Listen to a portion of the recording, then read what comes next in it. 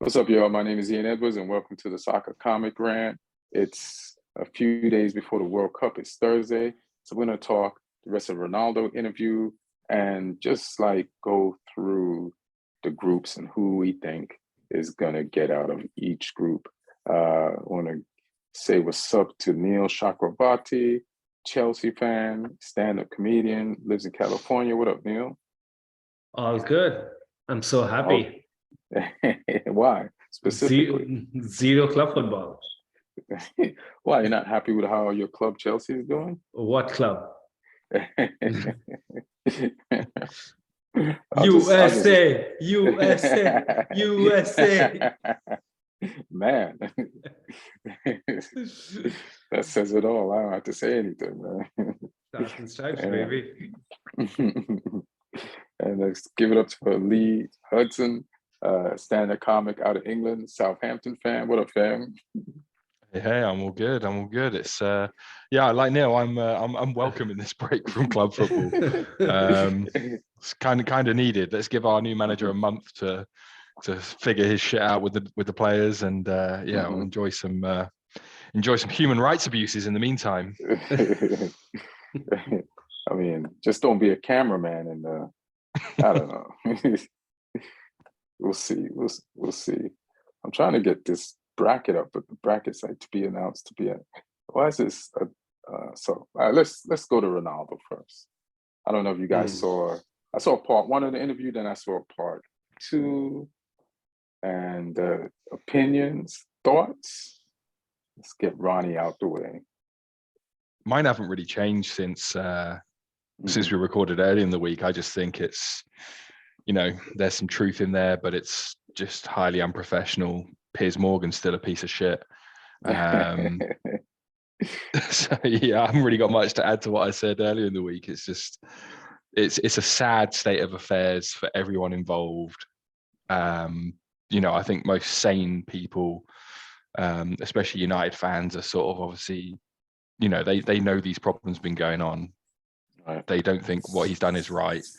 They're back in the club. They're back in Ten Hag from what the Man United fans I know. So I don't think it's going to cause United any real big issues other than just obviously, the media shitstorm that's going to surround it. But I don't think it's going to knock the season off course for the club. I think, I don't think he would ever set foot in Carrington again. So by the time the players all come back from the World Cup, he took all his shit out the locker. Because if he left anything, the person in the kitchen who's been there since he was 20 years old burnt that shit. I don't cook good food, huh? All right. You used to love this shit, Ronnie. Yeah, this shit got you a Ballon d'Or. Yeah. First one. And I think Champions League. If he does come back and he opens that locker, I think there's going to be a big steaming turd in there. It wouldn't surprise me. So, yeah, no, that's all my thoughts on it. I mean, fuck that guy. Fuck Piers Morgan. I hope Portugal go out immediately. Damn. What you got, Neil? I mean, when this first came out, I was like, this is because I started having flashbacks of the Lukaku interview. And then this seemed worse because in the Lukaku interview, you could still spin it a certain kind of way to say, oh, maybe it is because he wasn't going all out rebellion. It was less than one line he said about Tuchel. And this was just hit after hit after hit. Like he wants to really burn the place down now. Yeah. And, going after the way Rooney looks like, it's like, what are you doing? Well, why are you? And I mean, forget about the professionalism part, because of course, if you're contracted to, you're still drawing a huge salary from this club as you speak, right? So you shouldn't be absolutely lambasting the club.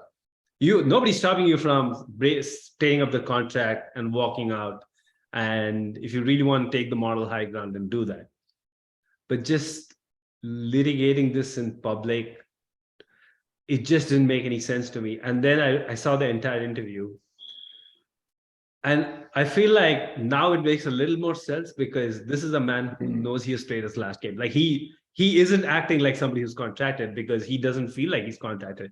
He knows he's out of the door. So, and I mean, of course, the full interview offers more context, right? Like it does tell you more in the way the actual flow of the interview happened. But of course, Piers Morgan, being Piers Morgan, had to clip it up and put the most insane, the really bad stuff, and without context right up in front. But I mean, Ronaldo should know that, right? Like, how long have you been in the spotlight? Like, you don't know how the media works. And you say, like, this guy is your friend and you really like this guy. Of course, you should know the way he operates. So I don't think Piers Morgan helped Ronaldo.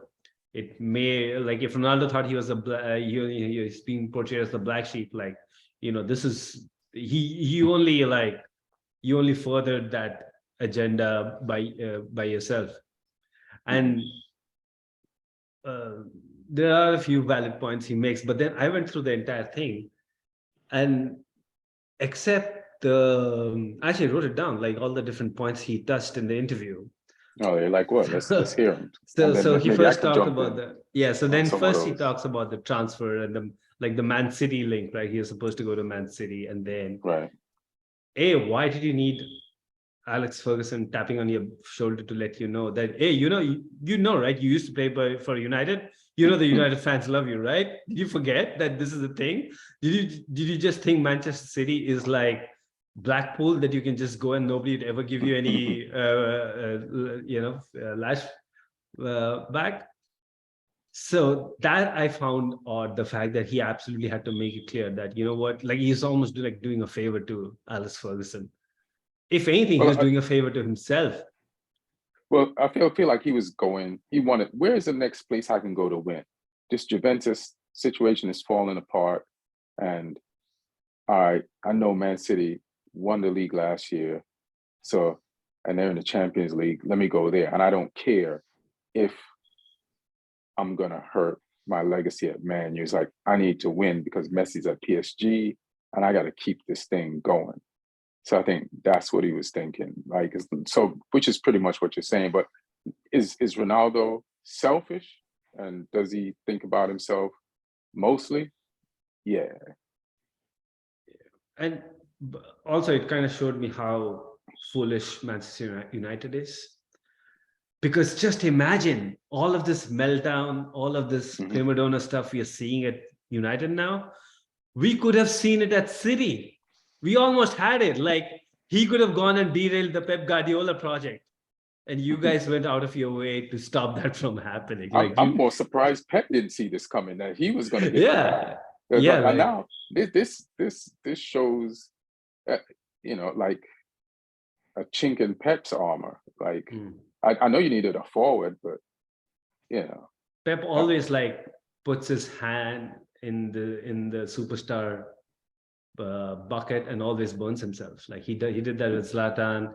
He did that with I think Eto'o. So sometimes it works out.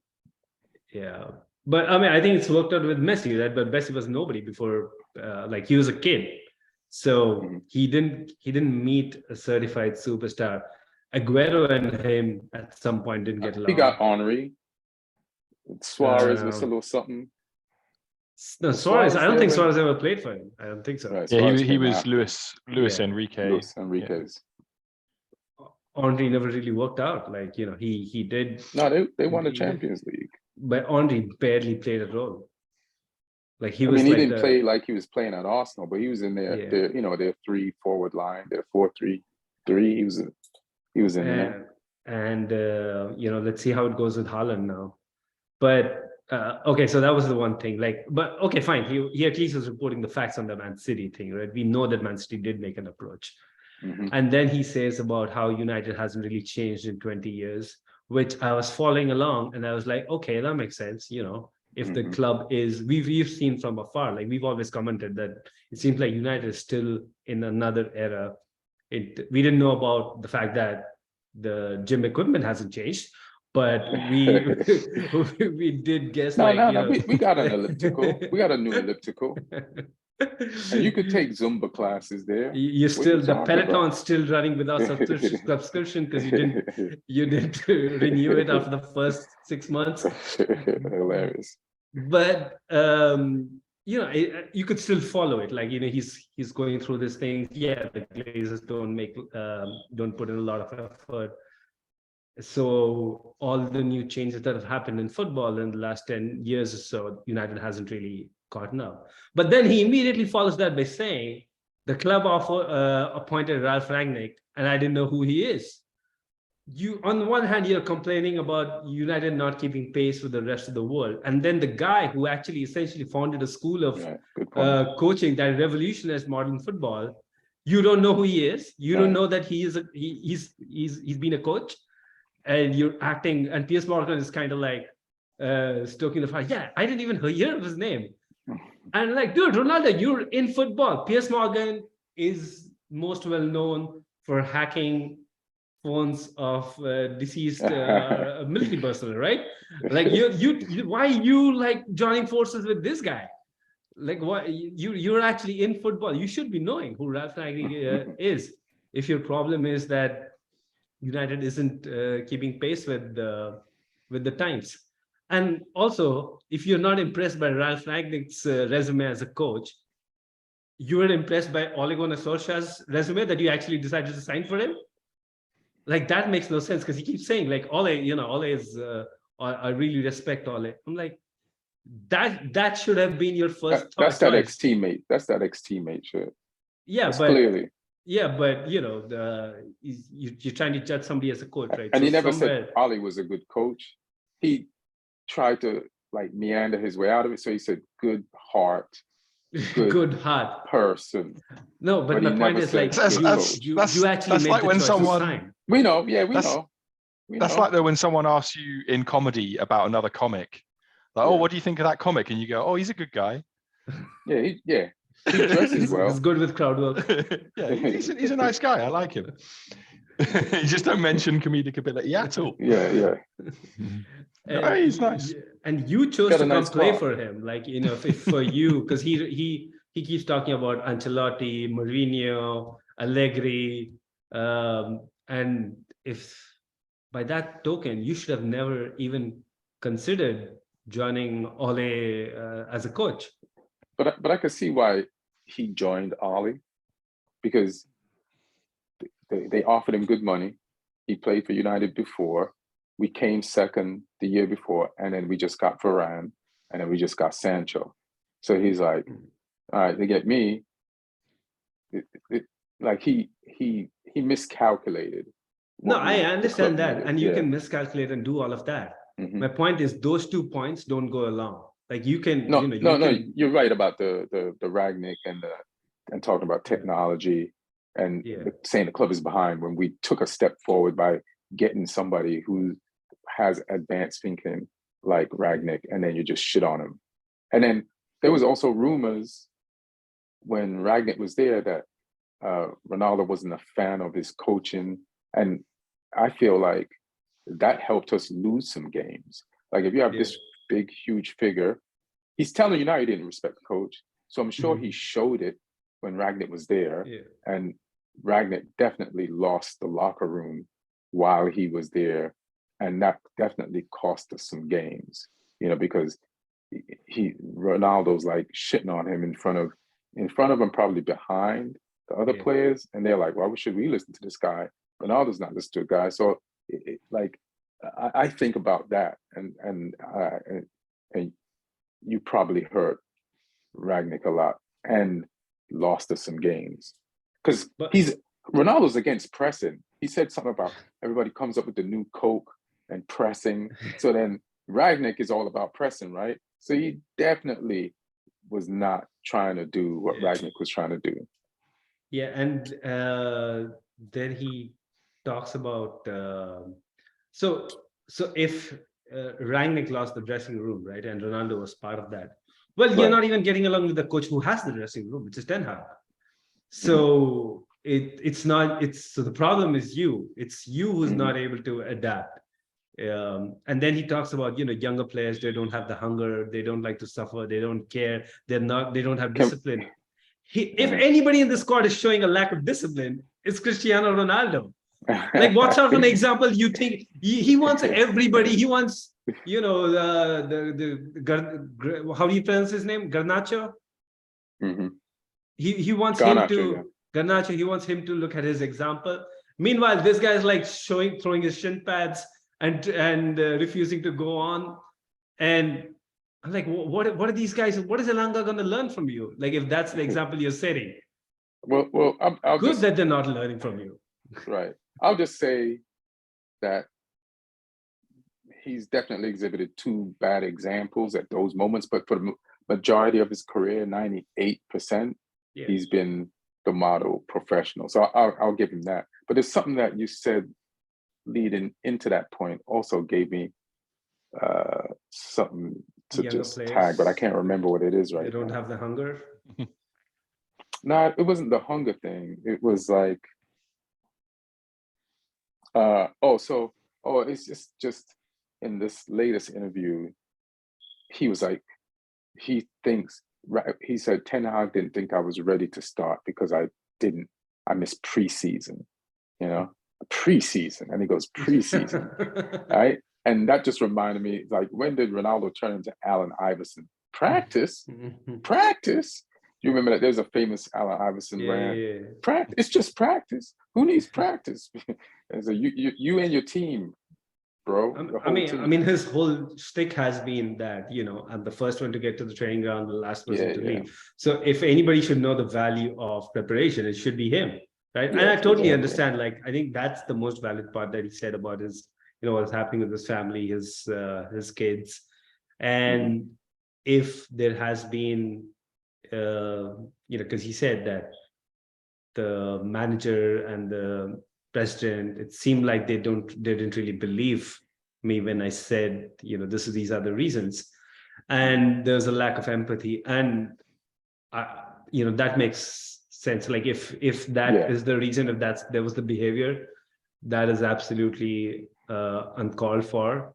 And I know United is gonna spin that off as saying, no, there was nothing like that from my side, because these are such subtle things and hints he probably picked up on that you can't really, you know, point a finger at somebody. But, you know, sometimes you're on the phone with your boss and you tell them one thing and you know it's a valid reason, but you can also tell that the other guy's not buying it.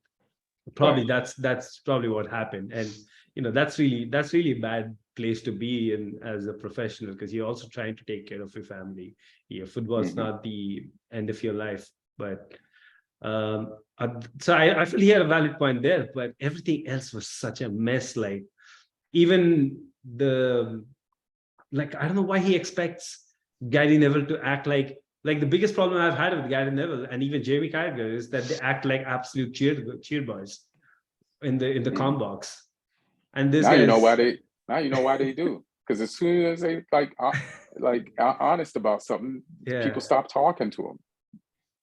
Yeah, that if anything, United over the last 10 years has been hurt by a lack of honesty from people who know United. Like, there's too many yes men around. So somebody is, and it's funny how he says that the younger players, they don't care. They don't like to listen to stuff.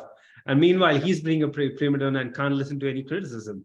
So yeah, I wish, like, you know, some of those questions, but of course you can't expect Piers Morgan to ask a follow-up question that isn't like, oh, then what happened? He's just all that. So there was no journalism happening.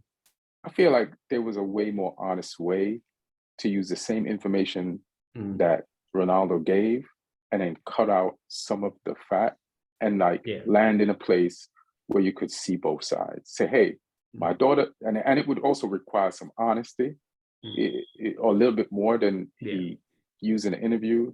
Like, none of that stuff about how many followers or how much money you got. How you look at this age. Yeah, it's like kill all that. And then don't compare what you've won to a coach to prove a point, you know, because that bragging about what you've done is cringe. That's the job of the people.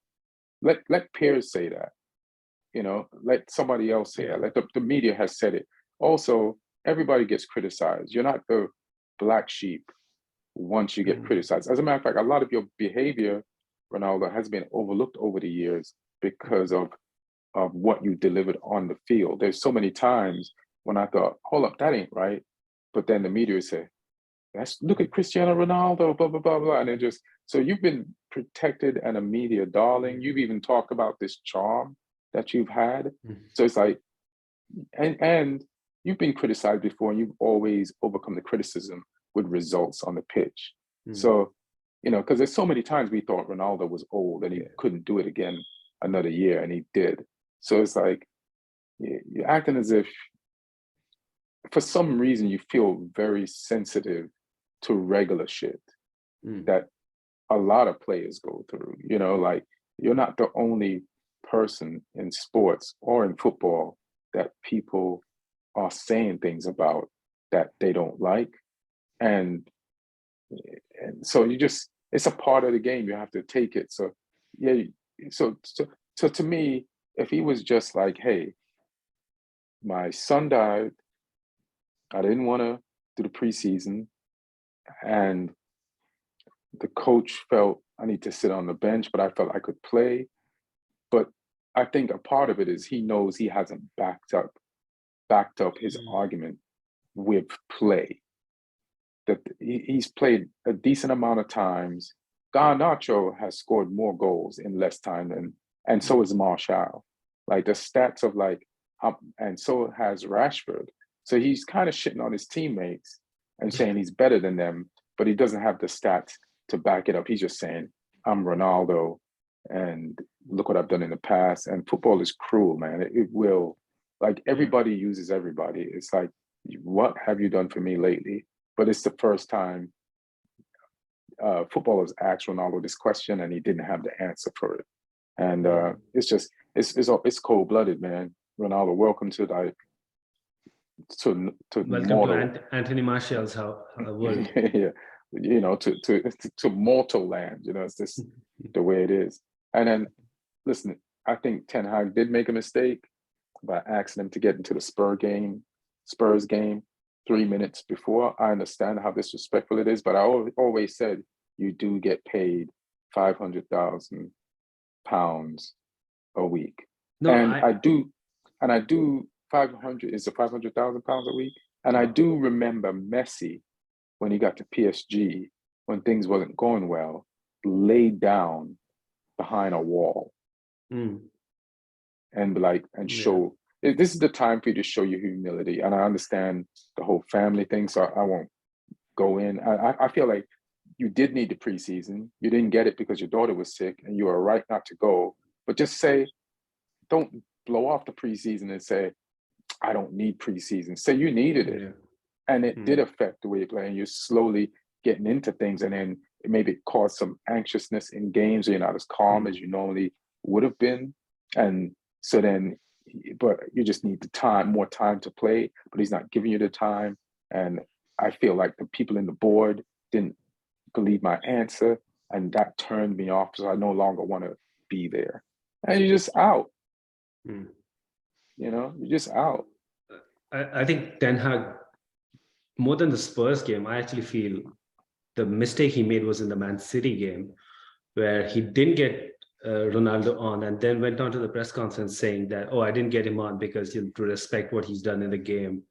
So you're kind of laying the grounds for officially saying on record that this guy does get preferential treatment. He does get treated as somebody unlike anybody else in the squad. But he does, though. But you don't need to put it in black and white like that. Everybody can see it, though.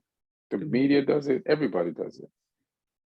I mean, because he hasn't scored any goals. He scored 2 goals all season, maybe 3. Guess who's going to be in the starting lineup for Portugal? But wasn't Ten Hag's entire thing that he did want to treat Ronaldo as one of the boys, right? So you don't when you're trying to do that, the moment you go out and say that to respect him, and then again, then you can't do what you did in the Spurs game with 3 minutes to go. But I think like a certain Because amount of he special brought that up treatment- in the interview. He Right. brought that up in the Right. interview. He said, right. I think a certain amount of special treatment is allowed for Ronaldo and the team will understand that. I feel like if you have a team, right, and you don't give Ronaldo some type of treatment like that, then they'll be like, "Hey, man, that's Ronaldo." You know, like when I get to that level, I expect at least that. Like I feel like there's but he's a not at that move level in- right now. He's on the downward curve right now, and that's why he's not getting this a starting position. Yeah, I just don't think him saying that. That I actually liked him saying the thing after the Man City game. It's I think the disrespect came. They used it in the interview, but they're looking for angles of like, here's my rationale. But we all know. No, but the rationale didn't wrong. make sense, right? Like if you are really then just stick to that. Then you can't be bringing him on for 3 minutes. So my point is like It was a mistake. The 3-minute thing was a mistake. I feel he if he hadn't done the previous game, and if he had just treated him, then he could have also treated him Well, like let 3 minutes. me ask you a question. So he doesn't bring him in the City game, right? Mhm. And then he never says what he said about not bringing him in the City game, right? Perfect. Then we go to the Spurs game. Yeah. And you say, Ronaldo, there's 3 minutes left, get in. He's gonna still leave the stadium. No, but that's fine. But then it's not on you. That's what I'm saying. At least your hands are clean. And that's my point. It's never on him. This is just an excuse. No. I'm because just saying. I'm saying at least Ten Hag's hands would have been clean. I Because think Ten his Hag would hands have are been still just. clean. No, I think he did. He did lay the grounds for. He kind of like set a precedent to do things differently with Ronaldo, and then he didn't. He completely changed track like 1 week later or 2 weeks later. I think the game states are a bit different though. Like the City game was a humiliation, and it's Right. like I don't want to put this guy into a humiliation, Right. out of respect for his career. Whereas the Spurs game was, we're winning this game, we're winning it narrowly. I might need this guy to come on and do something for me, like do a job. We might need his aerial presence in there to defend some set pieces, this and that. It was more you're going to do something for the team here. Whereas throwing a player on when you're getting absolutely hammered isn't doing anything for the team. It's just I'm putting you on for the sake of it. Oh no, I have no problems with Ten Hag doing what he did. I'm just saying, don't address it in the media and he probably didn't need to say it, but you're as a coach, you're allowed to make whatever choice you make in game. I'm just saying, don't make it so public that you are actually all the things that people say that Ronaldo gets preferential treatment. You don't have to go and actually sign off on that. But everybody knows that nobody's, like the reason why Ronaldo's acting like this now is because he's so used to preferential treatment. The way he left Juventus, no player could leave Juventus like that. Juventus is a top world-class team. And like 1 week before the thing, he's like, yeah, I'm out. And it just like bounced on it. And then no repercussions. Like if that doesn't say, and then nobody was mad. They was like, it's Ronaldo. We can't look what he's done for the game. It's all preferential. It's been preferential, So we want to get to this World Cup, I guess, or you got any more points? It'd be funny if they drop him, because actually I don't think he deserves to start for Portugal. Like there are. He doesn't. The Portugal forward line is scary. Like if they actually get their house in order with Bernardo Silva, Rafael, Joe Felix. I mean, I don't think they need him. Like it'd be funny though. I think he will be starting as their 9. I think it'll be him with Rafael Leao one side, and then I think it'll be Bernardo possibly on the right with Bruno Fernandes and. And that's the thing. Then you drop Joao Felix. Then possibly, yeah, unless Bernardo Silva plays as one of the 2 10s with Bruno. But they have William Carvalho in there as well. Yeah, you want to have somebody come off the bench. Zhao can come off he's not even starting for Atletico Madrid. So it's like he can't even take Ronaldo's place because he's not like the only person like the people in the scorers in form is like Leao, but it's lucky he plays off the left. Yeah. But so I just want to ask you guys like your feelings on these groups.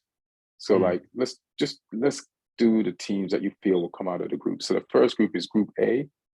You host Qatar, Ecuador, who were allegedly bribed by Qatar to lose the first game. Allegedly, we don't know if this is proven or is true. There's Senegal and there's Netherlands. Who do you guys think will get out of this group? I've got Netherlands and Ecuador getting out of this group. Netherlands, I think they got the strongest squad in the group, but also I think their players are going to be fired up to do it for Van Gaal. He's had health issues. There was a documentary in Holland showing that he managed some games for them, and then he was straight to hospital afterwards, going through treatment like immediately after games and stuff. There was games where people didn't know that he had a catheter like fitted on the touchline and stuff.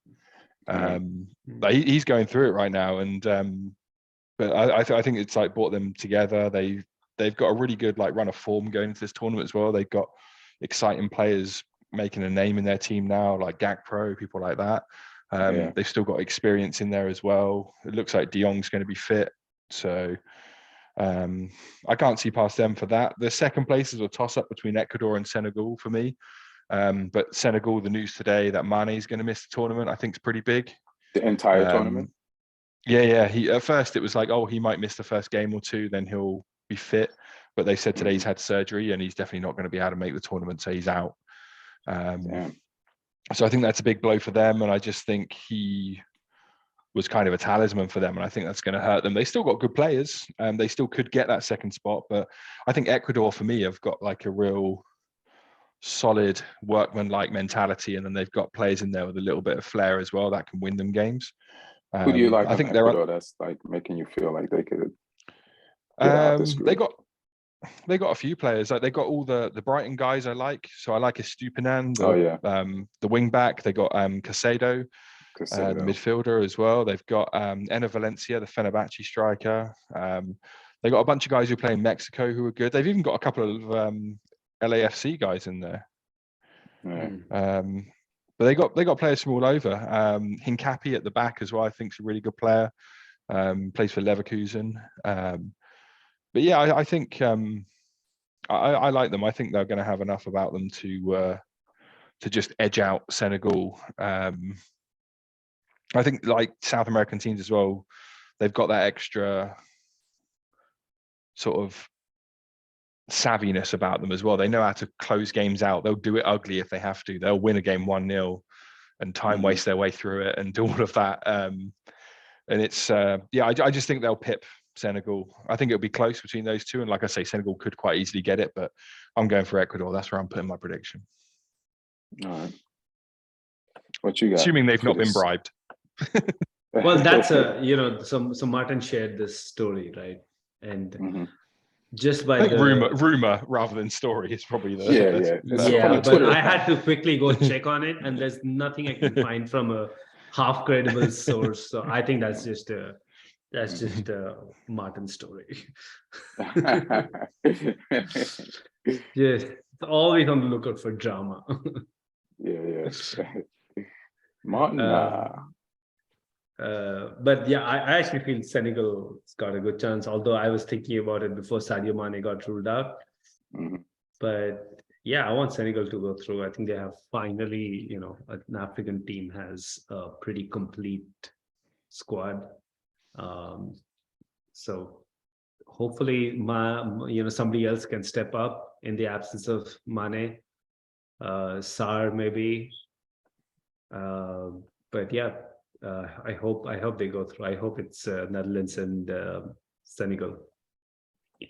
I'm just gonna, I actually would like a Ecuador? Netherlands and Netherlands and Belgium final, because I'd love to see a first-time winner. So Ecuador's in the CONCACAF, right? Yeah. All right. So I'm gonna just say no, they're not CONCACAF, are they?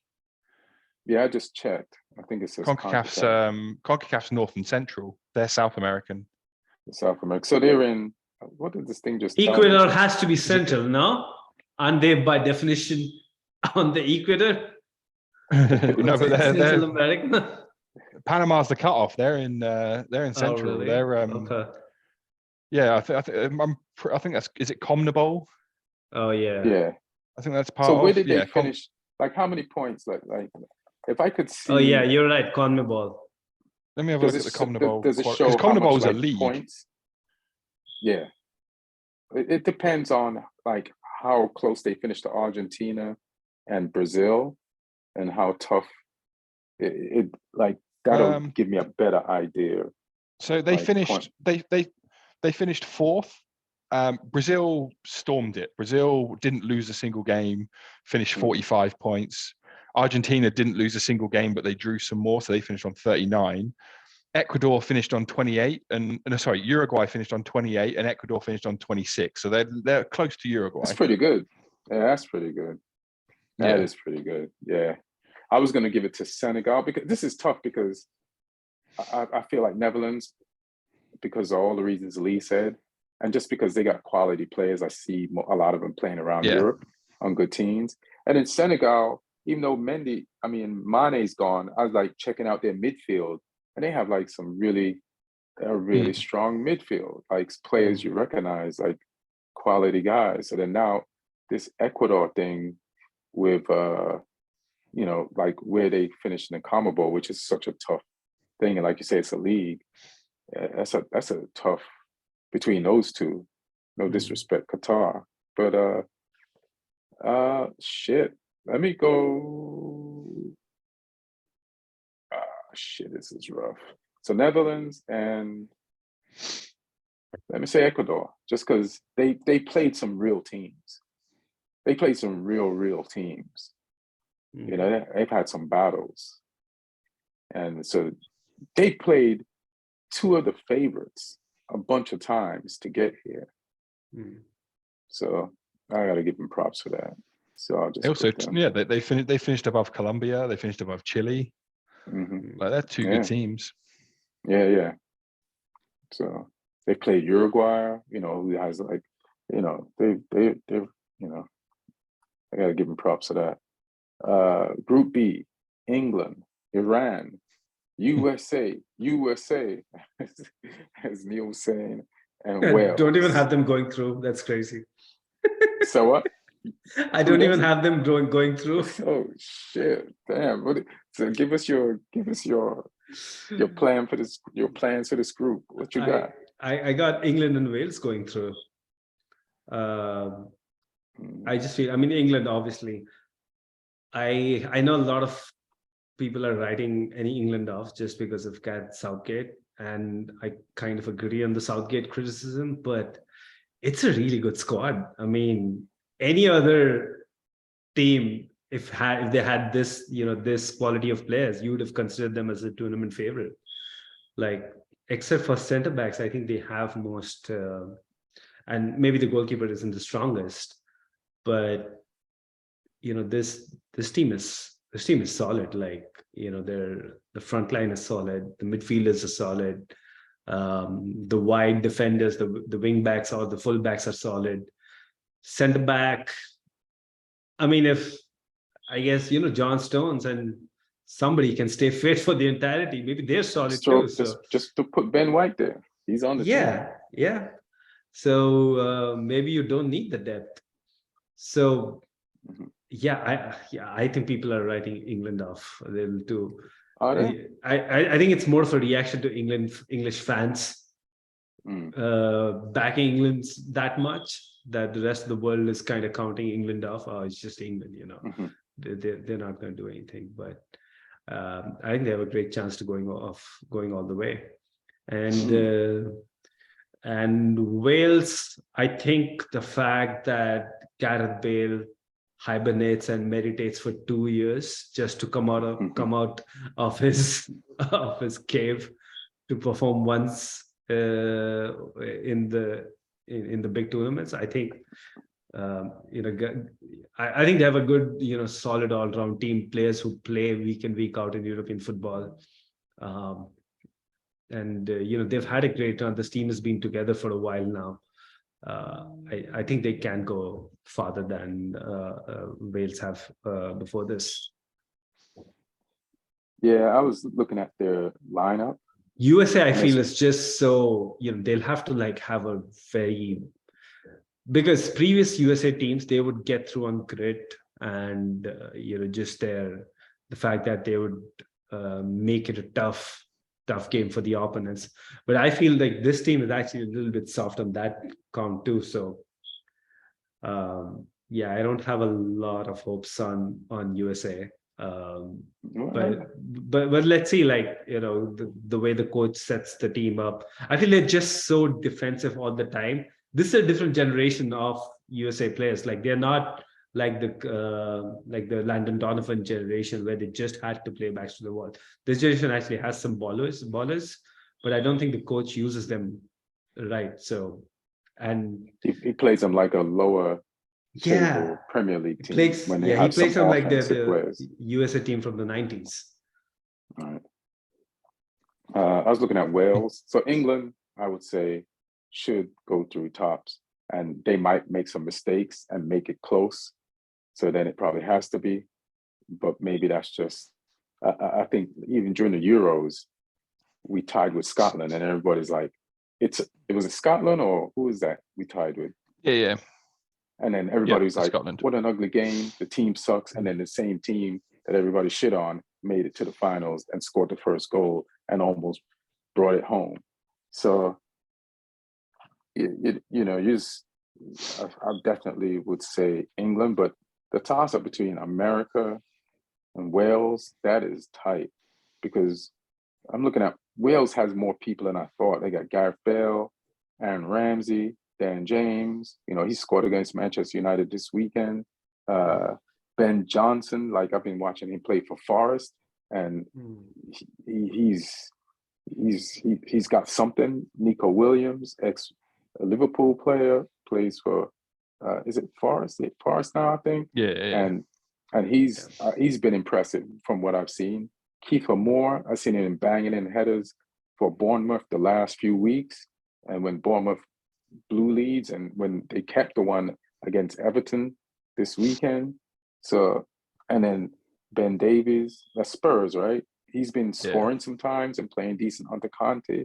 So normally it would just be like Ramsey and Gareth, and you wouldn't even know the other guys. But I know some of these guys, and that's like big Ethan Ampadu. In the middle you of the guys park. like him. That's ex-Chelsea. He's ex-Chelsea. He's not ex-Chelsea. He's still on our books. He's still on. So sorry, my bad. Oh, is he on your Cobram team? Yeah, no, he's not, because he's playing in Serie A. Oh, is he getting any starting time over there? Yeah, he's playing every week. Oh, so shit. They throw his name in there. So to me, this is the same level of team as the US squad. I can name people on Wales and I can name people on the USA, and they're all around the same level, except Wales has a bigger star and has made it further in a big tournament like this, when Wales made it to the semifinals a few years ago. So yeah, it's tough. Don't be counting out Iran as well. Iran, though. I mean, yeah, the weather's hot. People are being oppressed. They're going to feel right at home.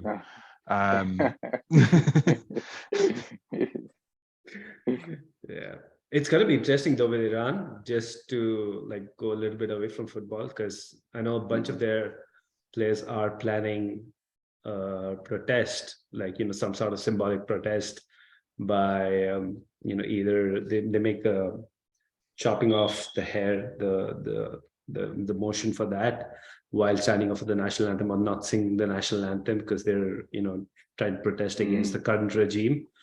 but apparently there is a faction in the squad who are very close to the regime too. So they are trying to influence to make sure that there are no protests and these players are not having it. So yeah, things are not looking there. Apparently the manager is under pressure to drop all the players who are anti the regime and not play them. So yeah, that team, it's not in a good state right now. Well, So I the would captain, the captain Jahangbash, who played for Brighton previously, he's now at Feyenoord in Holland. He came out, there was a press conference earlier today, and he came out and accused the British media of trying to destabilize the Iranian team by asking questions about the protests back home. He's like, oh no, this is the English media trying to cause problems.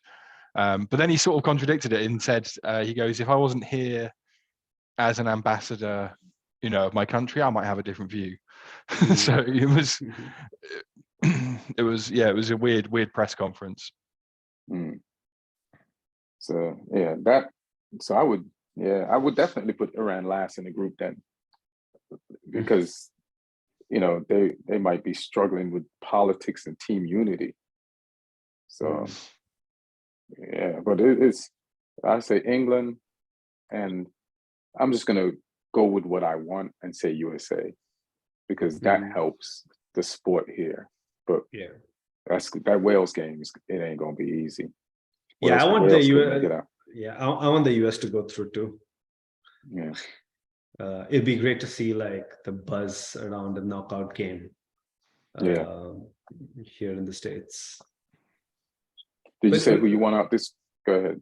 I feel it should be England and Wales, but I obviously want USA to go through. Right. Yeah. What'd you say? So Lee is like Iran and Wales,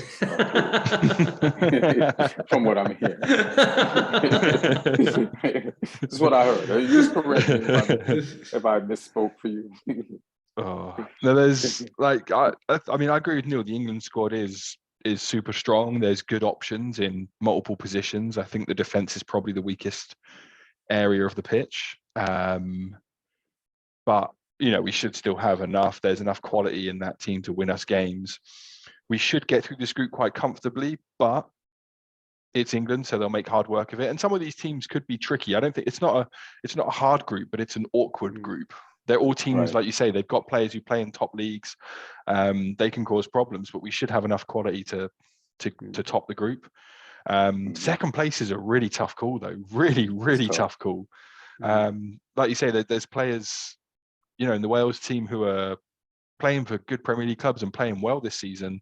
There's strong players all throughout the USA squad. I'm personally going to just go with USA. I think it's a real toss-up between them and Wales, but I think USA will just edge it. I think they're going to rely a little bit too much on Bale, and his fitness is still questionable. And like, you know, you could say he's been resting, but you could also say he's not been getting game time that he needs to be sharp.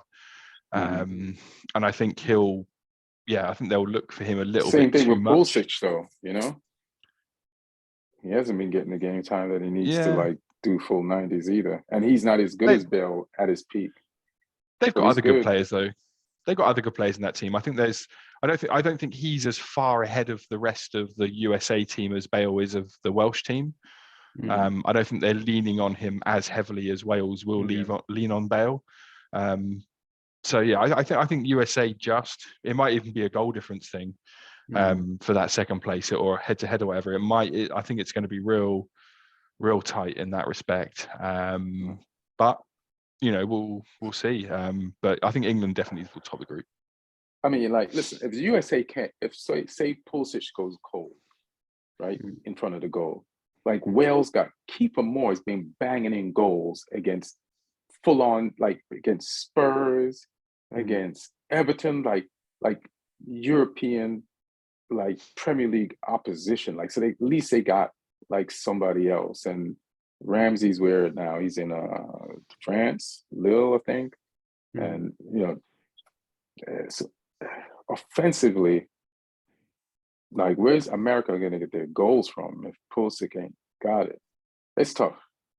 This is a tough thing to call on paper. Group C. Now, if you don't know who's getting out of this group, number one, then we should just all get out of football. There's Argentina, So of course, Poland, right? Saudi Arabia, Mexico, and Poland. Martin's going to say Poland, so. Martin's going to say Poland. So we'll just say Poland. Martin would say not just Poland's getting out the group, they getting out the group first, and then Argentina. That's how Martin would say this. But Mexico, they've been poor. You know, they're lucky that they're in the CONCACAF group to qualify for the World Cup. You know, it's just not been great. They also,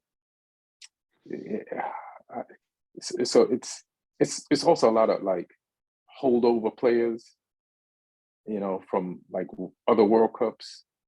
You know, Jimenez is there. Jimenez hasn't been good since his skull got cracked open in that Arsenal game. And it's like, it's just, you look at the names, it's like, oh, you guys are legends. You're playing legends. Legends are supposed to be retired, you know? And so and then Poland, it's just Lewandowski. Milik has actually been decent this year. I think who's he playing for? AC Milan or Inter Milan? I think he's at Napoli. Is he Napoli? I might be wrong. I think he's. Yeah, I think he's at Juve. He was at Napoli, and I think he went to Juve actually. Yeah, he's at Juve. Yeah. So he's been knocking in some goals. Juve, yeah. So maybe I'll go Poland because at least they got when you need they can play some ugly games and get a goal. So I'll take them over Mexico. I mean, what do you guys think? I think I mean, Poland has all these goal scorers, but it doesn't matter because Mexico's got Ochoa, and this dude turns into a beast every time the World Cup comes around. Like he's the most bankable keeper I've ever seen in World Cup football. Every single time he turns into a Superman. So I actually had to look a couple of weeks ago. Like, is he still in the squad? Yeah, he is. So yeah, he's still. That's what I'm saying. They're playing like legends. People that should have been. They have the other guy that plays from La Liga. It's like you're not retired yet.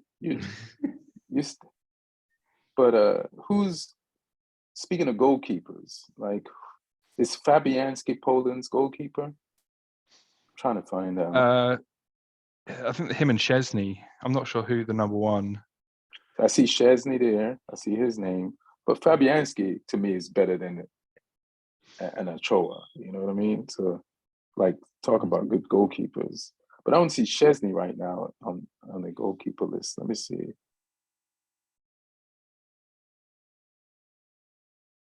What is it? I don't see Fabianski there. It's 3 goalkeepers. It's Szczesny. Szczesny's the main keeper. Szczesny. Yeah, Szczesny. And so he's decent. Bologna. Yeah. I still give it to Poland just because it's just harder to score, you know. Oh yeah, Fabianski's not in the squad. Yeah, that's weird. He's doing good at, you know. So who you got? So Lee, you got Saudi Arabia coming in third.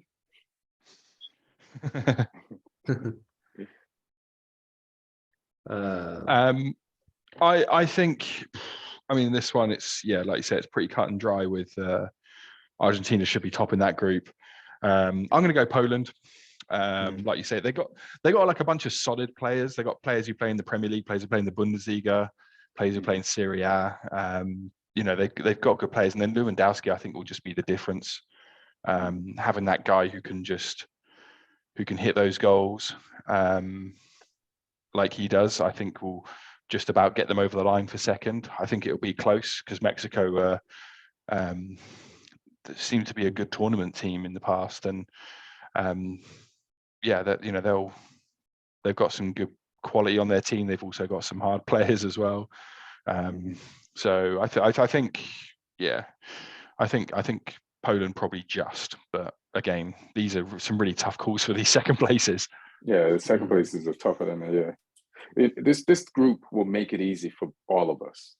I don't know. Did you go, Neil, for Group C?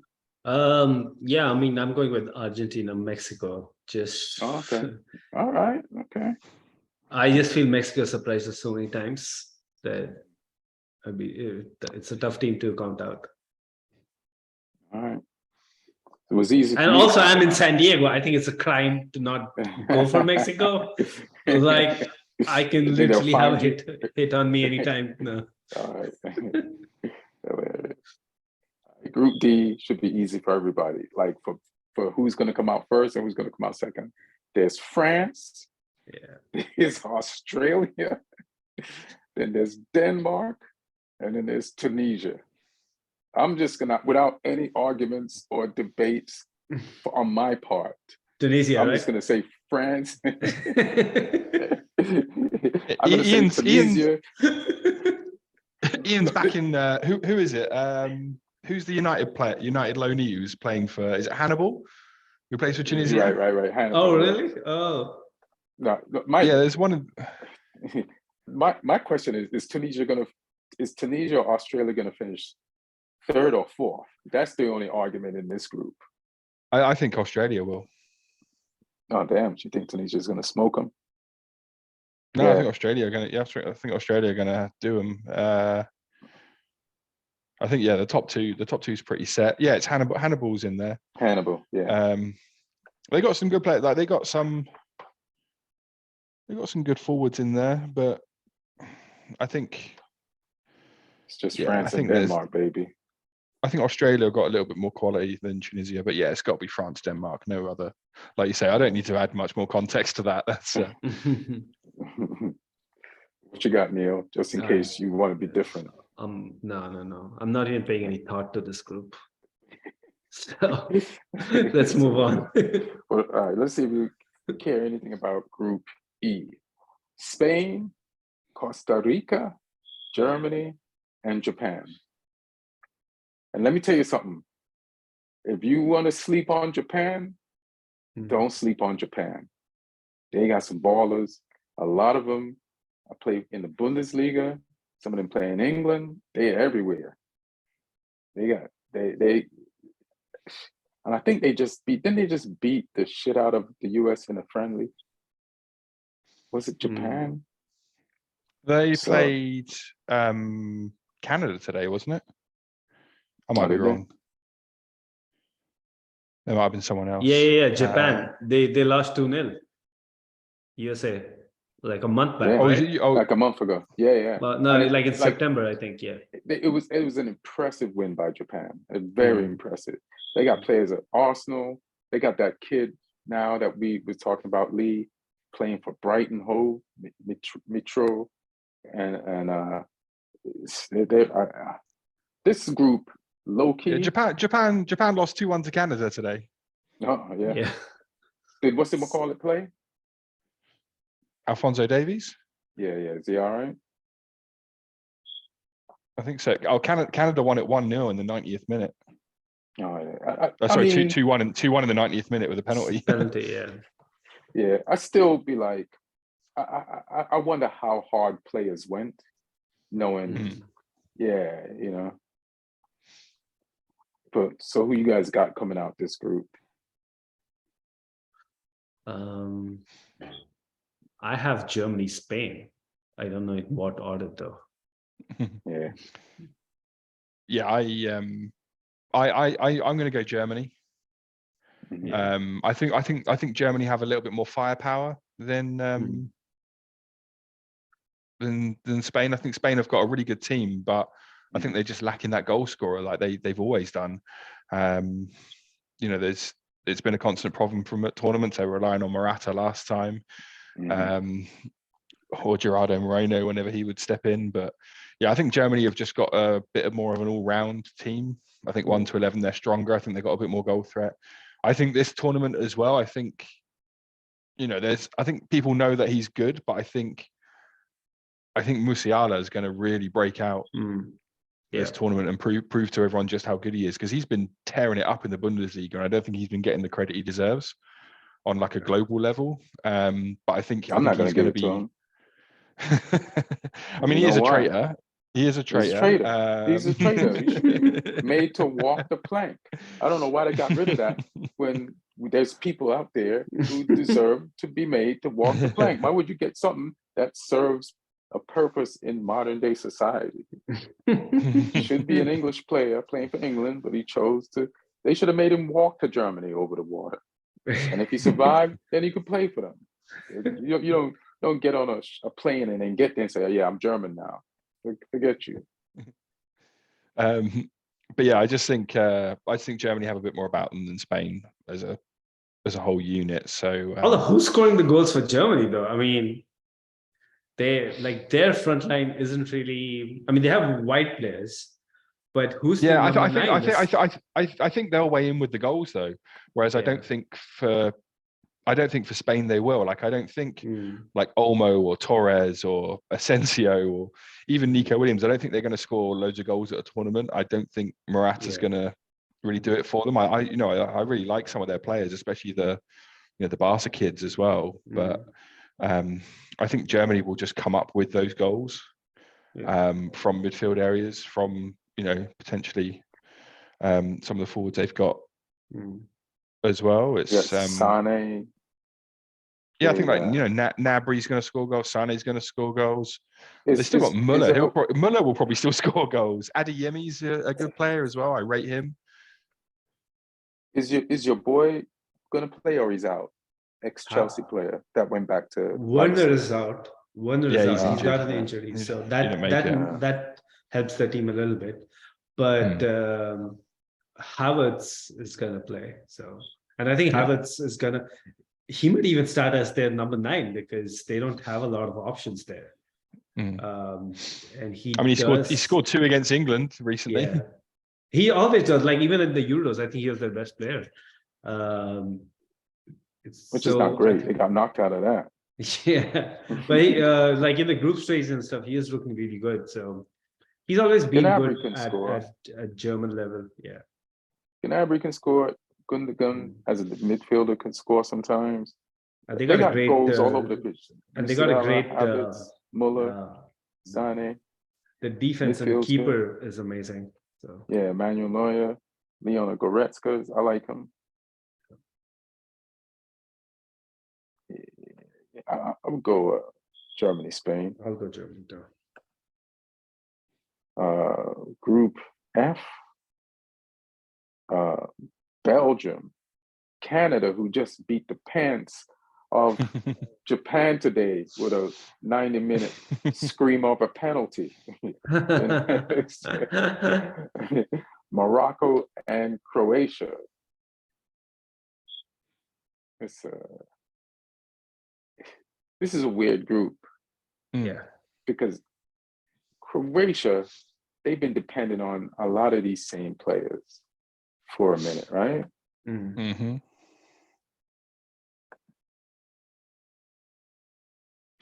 Yeah, people like Modric, Perisic, people like that. Yeah, it's like even what's his name? Lovren is in there. Is his name? Yeah, Vida, Domagoj Vida as well. Yeah, so it's like this squad is like, I'm saying like Mexico is playing with like players that should have been retired.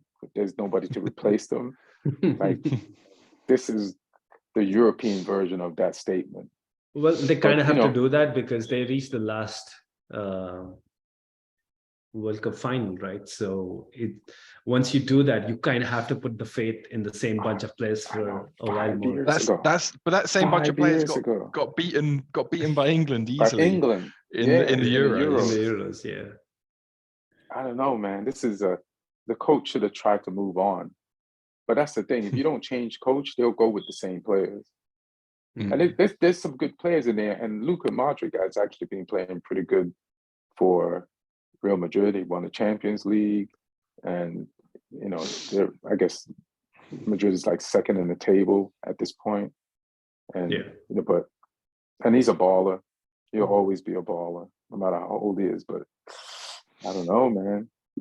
Where, Is your boy Kovacic in here? yeah, he should Yeah. be there. He should be more ready for this World Cup than he was the last one. Yeah, I mean, he's been coming back from an injury, but yeah, I think he should be good to go. And then when you think about Belgium and like expiration date, I mean, on players, I mean, this is the this is the last dance. This is the last date. This is the date on the box of milk right here. Yeah. This is like you could drink it this World Cup, but this is it. Like you can't drink this box of milk after January. So you have to do this now. This is it. So they could get out the group. I think they've got a nice little mix in there though, because they have got some exciting players coming through as well. Like I don't know who's going to start at the back for them, but like I really like the guy who Leicester signed, Wout Faes.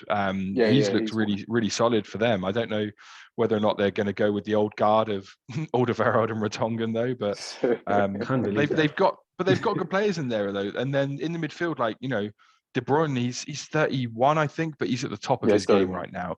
Yeah. Like Tielemans is who's the in same great age form. and not at the top of their game right now? Hazard. Yeah. But Tielemans, you're right. Tielemans. But Hazard, he's going to play though. There's other great like Trossard's in amazing form. De Ketelaere for who AC Milan signed from Club Brugge. He looks really exciting. Doku as well. Jeremy Doku. Yeah. Batshuayi's in there. Lukaku seems to turn up for them in tournaments as well. He'll be up there just beating people up. But is he injured? Because he started playing for Inter the other day and then got injured again. So where's I'm not sure. He's in there. I mean, he kind of has to get fit because like there's no way in hell you're gonna see Michy Batshuayi start in the World Cup. You might. Oh, God. You might though. You might, bro. You might, yeah. But I mean, I'm really excited about Belgium again. You are. Like every time, I feel like this generation deserves to win, or at least get to the final. And last time, I thought they started that game versus France so dominantly, and then it kind of didn't work for them. But I think they were the most impressive team in the World Cup, like in terms of just like all-round gameplay. And especially in tournament football with Thibaut Courtois in the back, I'm not going to count them out because we've seen what that Madrid team last season had no business winning the Champions League. And it was essentially Courtois and who's that guy? Benzema up front, doing the business. So I think Courtois is going to keep them solid at the back. And then you just need a few moments of magic from De Bruyne, Trossard, Hazard. I know Hazard's not been in great touch, but it's an environment that he's more comfortable in, and he knows he's going to get more game time. He's injury free now, so anything can happen. Yeah, it's hard to get injured when you don't play. But he seems happier. He seems happier there, though. Yeah. He made the absolute wrong choice for his career. Like, he's always been the kind of guy who still plays football how you'd play as a kid, like when you don't know the trappings of professional football and the pressures that come with it. And then he went into the biggest fishbowl of world football that you can go to in Real Madrid. Like, what are you thinking? But I don't know if he'll maybe show up because it's like this is his last World Cup, almost certainly. He's not a player. He doesn't strike me as a sort of player that's going to be able to play into his mid-30s at a high level anyway. So this is like, the last chance saloon for him for sure.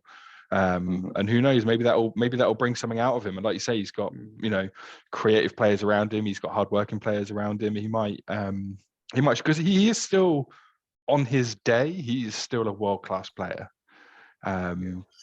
He's still got unreal technique. He's still, an exciting player with the ball at his feet. And who knows? He could show up. I mean, he could be an absolute fucking disaster as well. But there's so many things that are hard to predict in this tournament because it's just It's so unknown. It's really hard to fully put your colours on, against the mast and say this is what's going to happen. But I think Belgium top the group.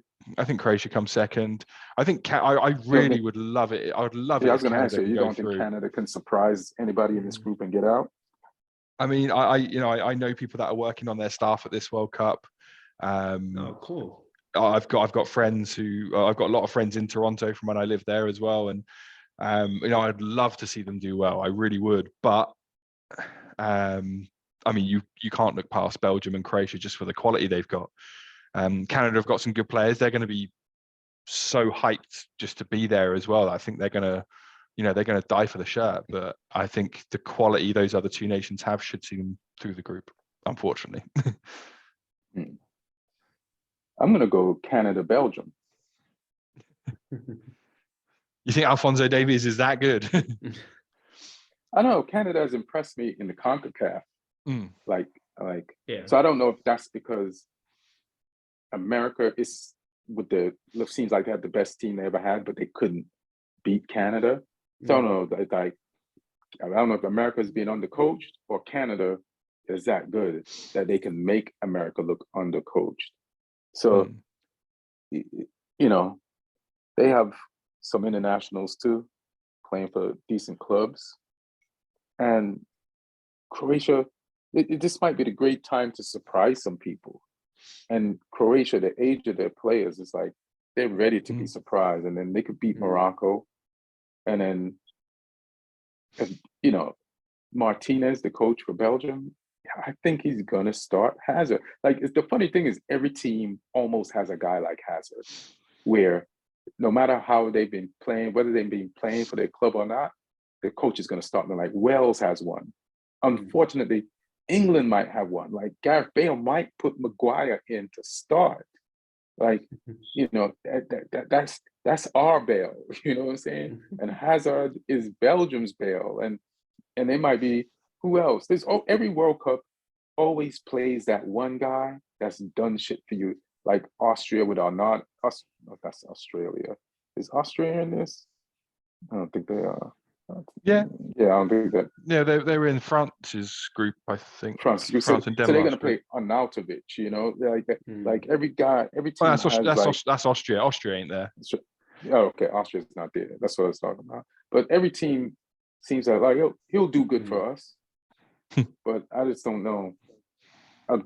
Croatia has too many guys that they're counting on who'll do good for them that used to be good. Croatia has a bunch of guys like Dejan Lovren, and you just named Kier and some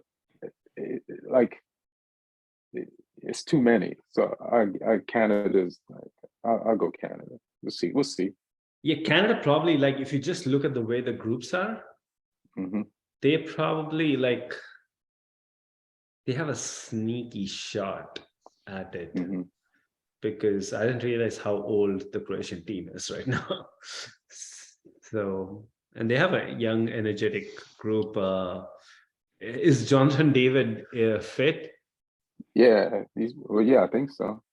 But who knows? So, Croatian players are older than Croatia. Yeah. Oh, yeah.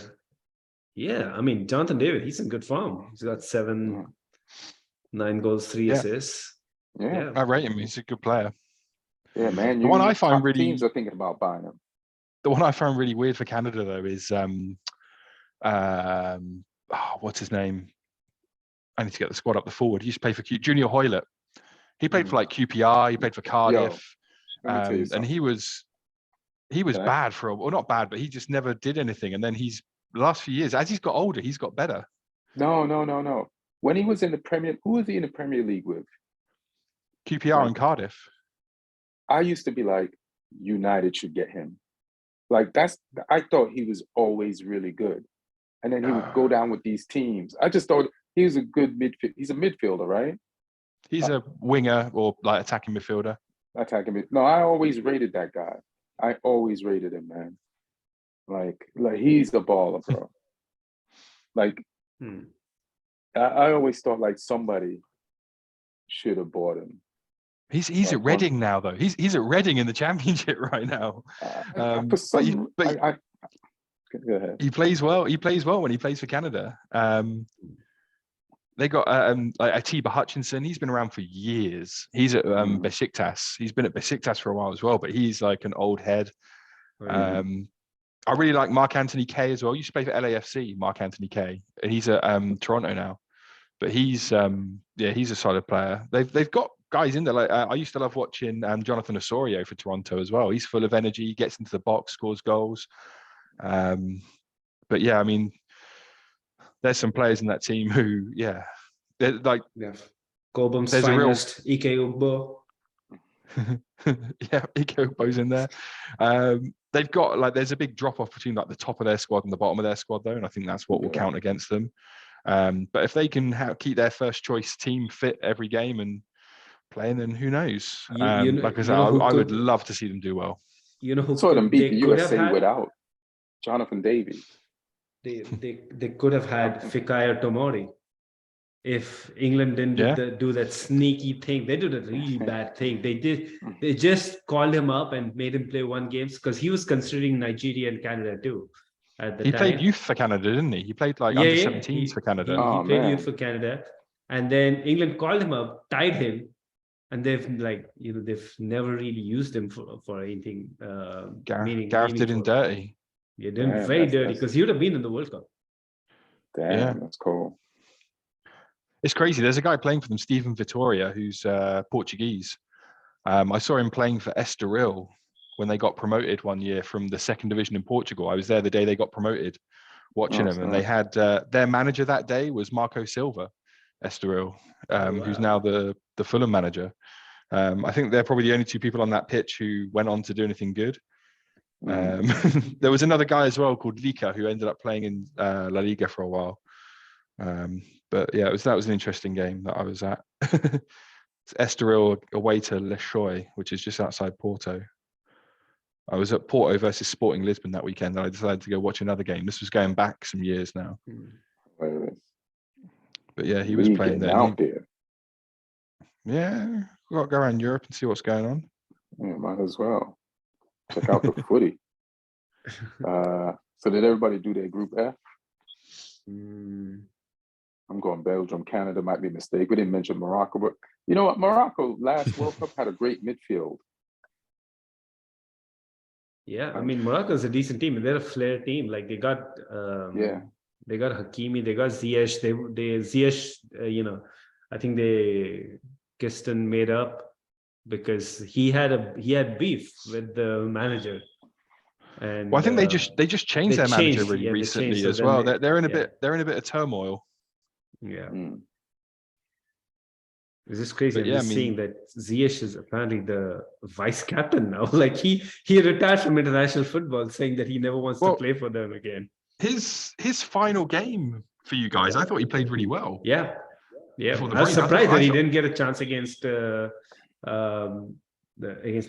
the way he played against City. Yeah, against City. Yeah, so I he's going into in good form, and he can be a match winner. He's the sort of player who can pull out a free kick or a crazy goal from like 25 yards or something. They played a friendly yesterday. I don't know against whom, but he chipped the keeper from his own half and scored. I don't doubt it as well. Did you tap into the? How did you see that? Did you tap into the security cameras, Neil? No, like whenever somebody in the comments, whenever a Chelsea player is talking about exactly. Whenever a Chelsea player does some good or some bad, we got our troops on the ground to get us that footage. we got people who are gonna go in there. You guys have like. You guys are like anonymous for Chelsea fans. You got like, Chelsea leaks. Yeah, let's find this. Player, this Chelsea sleeper cells all over. Yeah. Why do you think we have 100 loanees? I mean, Chelsea is really giving you guys a lot of work. Yeah. All right. Group G. Let's do these. Just two more groups, y'all. And we're up. Group G, Brazil, Serbia, Switzerland, Cameroon. I'm going Brazil? Brazil. I mean, Brazil got to be top. I'm going Switzerland second. You sure you want to do that? Yeah. But this is the only reason Swiss. I challenge you. This is I'm going to challenge you with something because I just found this out. So let me go to Serbia.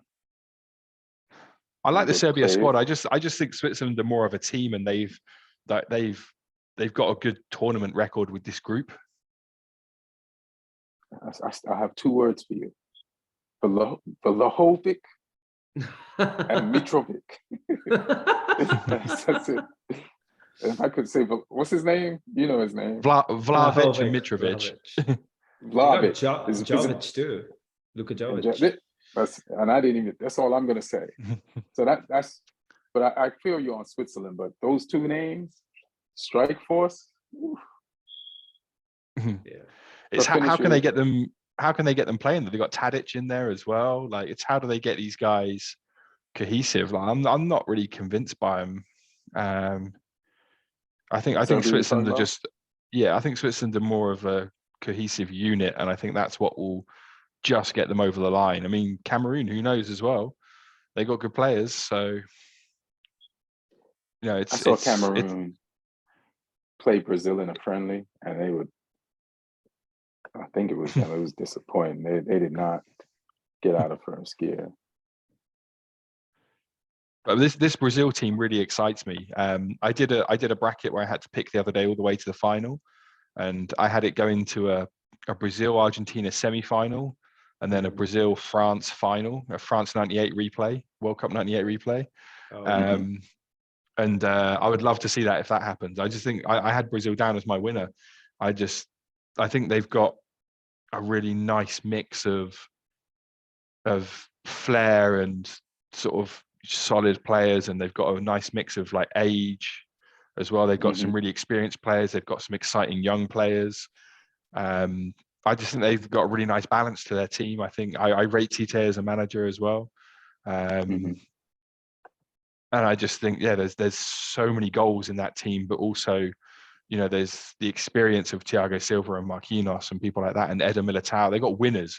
There's winners in that team as well. Casemiro's winner, Militao's winner, Thiago Silva winner, Marquinhos winner. They got two of the best goalkeepers in the world. We've said it before. Two of the best goalkeepers in the world fighting it out for a spot as well. Like Dani Alves, even though he's 62, he's he's a winner. He might not start their games, but he's a winner, and he'll be a good player to have around. And then that front line is just scary, like Neymar's a winner, Vinny Jr. is a winner. Richarlison, he's not, because he plays for Spurs, so he'll never be a winner. But the rest of them are winners. This could be the only thing Richarlison will win as a Spurs player, being a Brazil player. Yeah. Oh, maybe. But yeah, I really like this team. And yeah, I mean, I think they'll top this group and then possibly go all the way. So I had Serbia as number two. But yeah, that Brazilian team, I think except for fullbacks, they look so strong, like every part of the pitch. I'm actually trying to figure out how are they going to fuck this up, because they literally can't. Because you know how like last Euros, France had to have this madcap 5 minutes or 10 minutes versus Switzerland, and that's what led them to not go to qualify. Well, that's who's in their group. Yeah, it'll have to be something like that, because like they're just too strong. But yeah, I like Brazil in this World Cup a lot, and it's been 24 years since they have last won. That's tied with the longest. Well, I mean, if they don't win this time, 20 years. 2002 they won in Japan, Korea, didn't they? Yeah, 20 years. So I'm saying if they don't win it this time, it'll be the longest they've gone without a World Cup, because the previous highest was also 24 years. So the natural order of things say Brazil's about to win a World Cup sometime soon. I'm gonna say Brazil. But I would love England to pull this off, but I got a Brazil shirt. It was a gift. But I mean, the squad, top to bottom, right mixture of age and youth. I wonder what all these people who shit on Neymar. One of the reasons is the people who shit on Neymar, and I get Neymar has nominated himself for criticism sometimes, but sometimes they criticize him as if he's never won anything. And it's like to dismiss like the trophies that this guy has won. They talk about him like he's wasted his potential and never won anything. But what are they gonna say if he wins this? Like, what are they gonna say? Yeah. So just to see the faces of those people that are constantly going on him, yeah, I know he rolls around, but he be balling. And I just looked at this thing. He scored 15 goals this year already, like since the season started. He's and been like the best 8 or player. 9 assists, or like double figures in assists. So I think his head is on straight, and he's been challenged at the club, and he wants to go back. I think sometimes when you're petty, it works into your advantage, and I feel Neymar is petty, and he would love to go back to PSG with the World Club to tell Mbappe, shut the fuck up. You feel me? You know what I mean? Like you chose this guy over me. You chose this guy over me, and he wants me gone, and he's fighting me for penalties, and you paid him and made him the producer of the team. All right, I got some dudes. They Brazilian. They're my boys, and we gonna ride into this thing and try to take this out. So I think would it puts him back into kind of that. see that. Yeah, I think if he does that, it puts him back into that conversation, because you know how like for the longest time it was who after Messi, Ronaldo, and Neymar was supposed to be that guy, but then he moved clubs, and because he's never ended up winning the Champions League with PSG, and then the World Cup didn't pan out. You know, the last time, it's Neymar's kind of like slipped off that pecking order. I think if he wins the World Cup, and if they win the World Cup, that's pretty sure that there's going to be a bunch of Neymar goals to go along with it. So I feel like if he wins a World Cup, people will still shit on him. It's just a tournament. Like I've never No. only when like this is how like everybody all my life who's always won the World Cup has been lauded and held up like a legend. Only when they wanted to. Pogba was the first person that I've ever seen them be like, it's just a tournament. I was like, oh, you could just say that about the tournament. I was like, how come all of a sudden it doesn't mean anything? This thing that everybody wants, from the moment they kick their first ball, all of a sudden it's just reduced to this one statement. I mean, neither Messi or you Ronaldo. use it against people when they haven't won it, and now you can use it against them when they've won it. Then what is people are like, oh, anything? Giroud got a World Cup. Like, I rate Giroud. I do as well. Yeah. I mean, Messi and Ronaldo don't have a World Cup. It's not just that, they don't even have a goal in the knockout tournaments of the World Cup. They're almost at the end of their careers. So you know, if whoever gets the World Cup this time, like say for example, even if you know Netherlands goes all the way, Van Dijk, his profile suddenly takes that leap to a to an Premier League, all-time Champions League, World Cup. He'll have all of them. Champions League, if people like Van Dijk though, he's won less than Neymar, but people praise him more. You know, like he's like the dream defender that any team would want. You know, or you know. Speaking of Ronaldo, so I'm going Brazil, Serbia. Yeah, me too. I think, and then Lee was Switzerland. Switzerland, Brazil. yeah. All right. Brazil, Switzerland, yeah. All right, so this next group, and I think I got some Cameroon mixed up with Ghana. I don't really know a lot of the Cameroon players. I think it was Ghana that got their ass beat by Brazil in that friendly. Yeah, so it's Group H, it's the last group. Portugal with Ronaldo, Ghana, Uruguay, South Korea.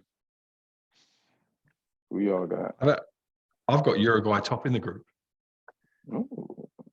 Portugal second. Hmm. I just think Uruguay have got that edge to them. I think Portugal have better players, but I think Uruguay are a better team, like in terms of a unit. I use my same argument that I use for Switzerland. I think they've got real togetherness about them. They've just got players again who will really die for that shirt, and then they've got players who. I know Portugal got this as well with Ronaldo, but they've got players who are, making their international farewells as well. Suarez, Cavani, guys like that. They've also got, really solid players in there as well. So I'm saying Uruguay will top it just. Portugal should win the group, but I've just got a feeling. I've got a feeling Uruguay are gonna take it.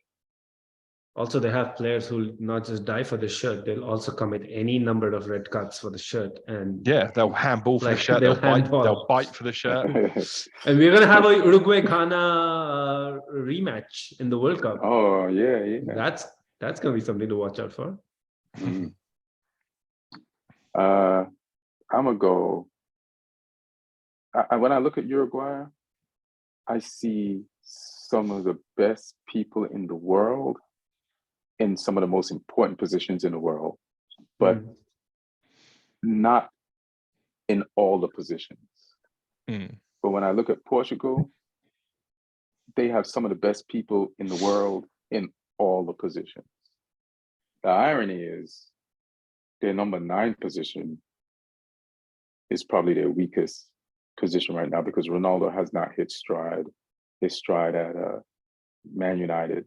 So, but in everywhere else on the pitch, I think they're good. Maybe who's their goalkeeper?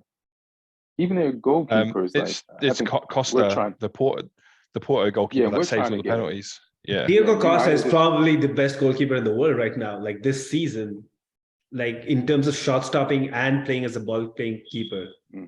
But I have a feeling they're going to be so stupid to just continue with seniority and give Rui Patricio the keeping spot. No, I think they'll play Costa. I mean that squad is amazing. Like look at the back line. I do wonder though. They'll still have Pepe out there as well. I'm really looking forward to Portugal, Uruguay, Pepe versus Suarez. I want to see that. Two old, nasty bastards just hurting each other for 90 minutes. Who's gonna bite who first? Someone's getting a red, or Suarez will have a go at him and then he'll pass him on to Darwin Nunez or something, and then he'll have a go. But I do wonder if the whole Ronaldo thing would have created a bit of a circus around Portugal as well. Which he wants, because he's a massive narcissist and it will be all about him. But I don't know if that's healthy for the squad, for the team.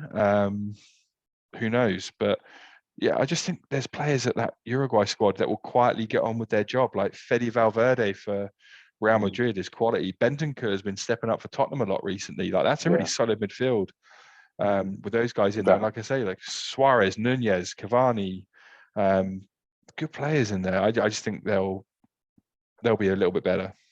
I don't completely trust their defense, and I don't trust all their midfield. But there's some defenders like Araujo for Barca, Jimenez for Atletico. All right. Who else do I like? I like homeboy Valverde. Love him. I love all their forwards, but I don't know if I'm like Godin. How old is Godin? He's a 59, I think, maybe. Yeah, it's like some of the people that they're dependent on in some of these key positions, I think are a little past. Even Suarez is a little. You think they're going to start Suarez? Or, what are they going to do? Is this a nostalgia thing? Does he still got it? He's been playing in this league. So he just won the league with his boyhood club. Yeah, in Uruguay. Nunez should be able to run for 90 minutes, and they can just Suarez and Cavani can do like a little job share or something. Yeah. So it's interesting, but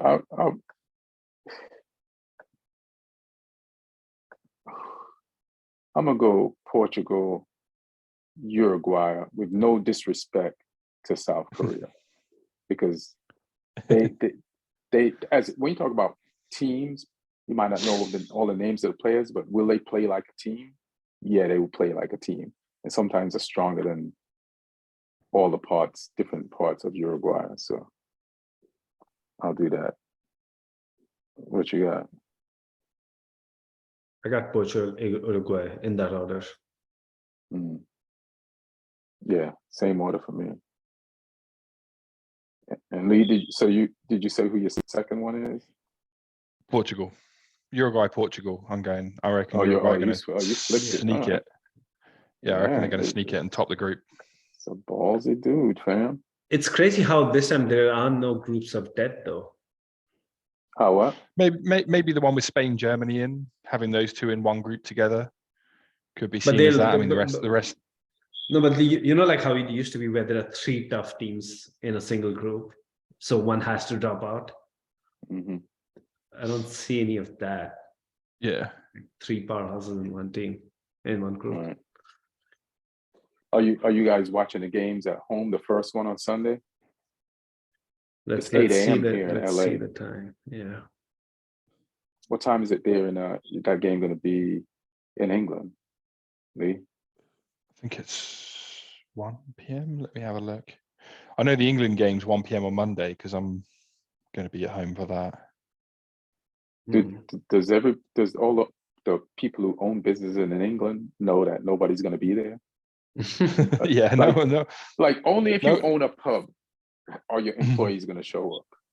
Yeah, no one's expecting pub, anyone. All the employees from all the other jobs will be at your pub. Yeah. Yeah, I think it's 4 p.m. that one here. Maybe. Yeah, I think this thing said 8 a.m. Which is fine. Like that's Premier League time out here. Yeah, I've already seen 2 games by that time on a Sunday morning. If it was a Premier League, I don't know if I'm going to be able to sleep till 8. I'm going to be at up least England. At least England USA's at a better time for you. I think it's 7 p.m. here, so it'll be like 11 a.m. Yeah, for you guys, which will be a bit more sociable. Yeah, we'll see. I got to find a bar where I can watch some of the games. Like last few years, I always did it at the Parlor Melrose, which was a dope spot. But I don't know. We'll see.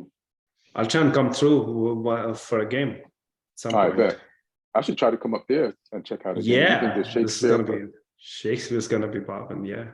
Maybe a US game or something. You think it'll pop for a US game or England game? Both, because that place is full of English people. Yeah. Yeah. Maybe I'll do. Oh shit! What about the come through for the US England game? Yeah. The Shakespeare. Friday. Find out Next Friday.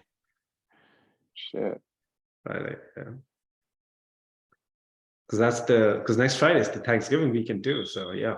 Yeah. It's gonna be crazy, man.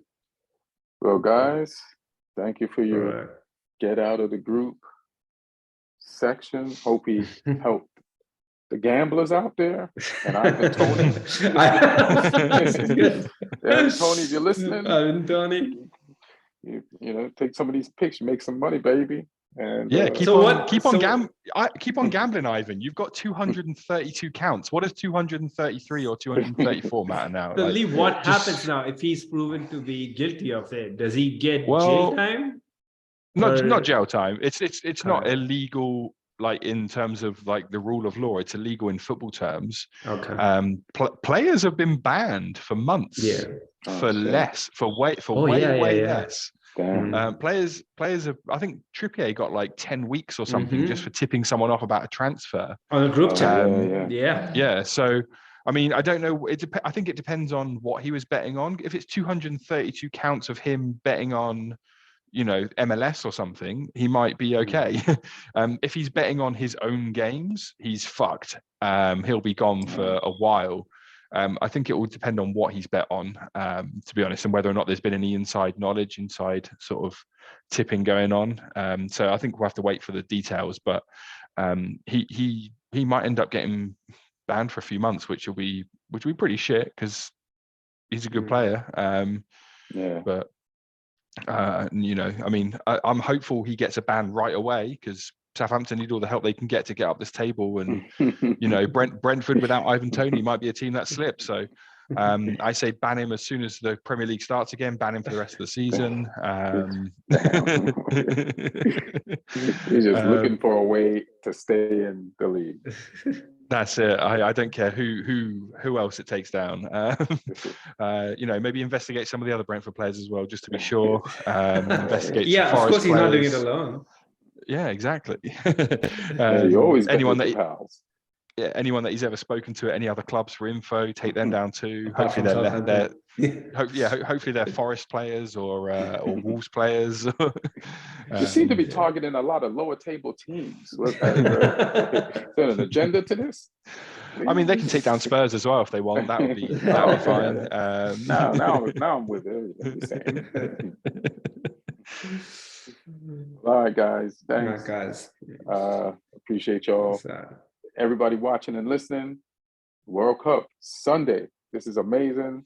It's happening. It's been delayed. COVID. It's been delayed because it's in Qatar and they moved it to the winter. But we're about to have the first Christmas World Cup. Fuck it. Let's do it. All right, y'all. One. All right.